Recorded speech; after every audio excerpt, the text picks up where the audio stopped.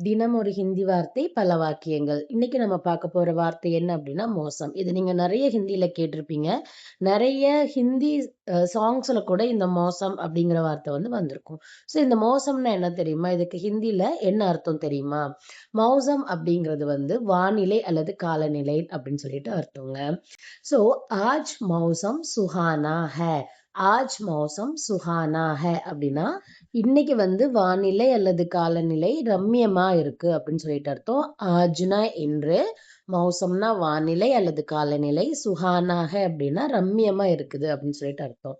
முझे यह मौसम पसंद है. मुझे यह मौसम पसंद है அப்படின்னா எனக்கு இந்த வானிலை பிடித்திருக்கிறது. எனக்கு இந்த வெதர் ரொம்ப பிடிச்சிருக்கு அப்படின்னு சொல்லிட்டு அர்த்தம். முझेனா எனக்கு, யஹ் அப்படின்னா இந்த, மௌசம்னா வானிலை, பசந்த் ஹை அப்படின்னா பிடிச்சிருக்கு அப்படின்னு சொல்லிட்டு அர்த்தம்.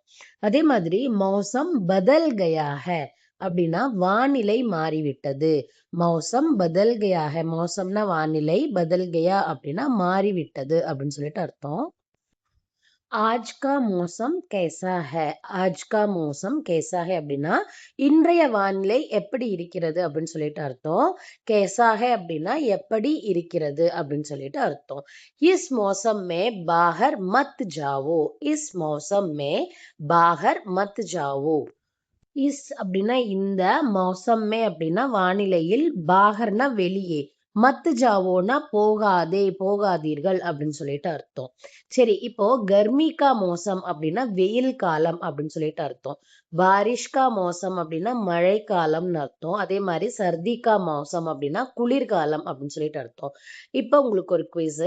நேற்று வானிலை மோசமாக இருந்தது அப்படின்னு சொல்றதுக்கு கல்கா டேஷ் கராப் தா கமெண்ட் பண்ணுங்க ஆன்சரை.